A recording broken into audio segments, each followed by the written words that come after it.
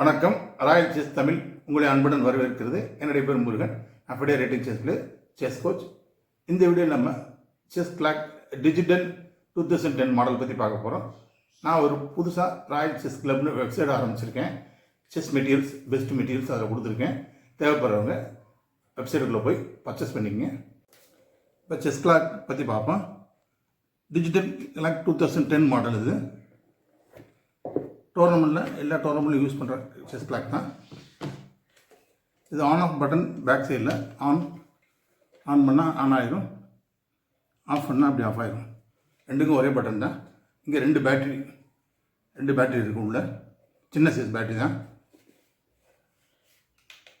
இதில் டைமிங் வந்து standard time, rapid time, lightning time, bullet அப்படின்னு எந்த டைமிங்னாலும் நீங்கள் இதை அட்ஜஸ்ட் பண்ணி இந்த பட்டன்ஸ் அட்ஜஸ்ட் பண்ணி நீங்கள் செஞ்சுக்கலாம். இதை ஏன் யூஸ் பண்ணணும்னா டோர்னமெண்ட்ஸ் எல்லாம் டைம் கண்ட்ரோலில் தான் நடக்கிறாங்க. அதனால் செஸ் கிளாஸ் உங்களுக்கு வந்து கண்டிப்பாக வேணும்.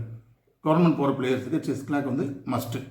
செஸ் கிளாக் இருந்தால் தான் உங்களுக்குனால டைம் கண்ட்ரோல் பேலன்ஸ் பண்ண முடியும். டெய்லி 1 ஹவராவது நீங்கள் செஸ் கேம் ப்ராக்டிஸ் பண்ணும்போது ரேபிட் டைம் கண்ட்ரோல் அல்ல லைட்னிங் டைம் கண்ட்ரோல் நீங்கள் ப்ராக்டிஸ் பண்ணும்போது தான் உங்களுக்கு டைம் ப்ரெஷர் இல்லாமல் உங்களால் டோர்னமெண்ட்டில் போய் விளையாட முடியும். டோர்னமெண்ட்டுக்கு ப்ரொஃபஷ்னல் செஸ் கிளாக் ரொம்ப முக்கியம். இந்த செஸ் கிளாக் வந்து என்னுடைய வெப்சைட் நேம் royalchessclub.com. ரெகுலராக நீங்கள் செஸ் கிளாக் ப்ராக்டிஸ் பண்ணிகிட்டே இருந்தீங்கன்னா தான் டோர்னமெண்ட்டில் நல்ல ரிசல்ட் கிடைக்கும். இந்த வீடியோ பிடிச்சிருந்தால் ஒரு லைக் பண்ணுங்கள், உங்கள் நண்பர்களுக்கு ஷேர் பண்ணுங்கள்.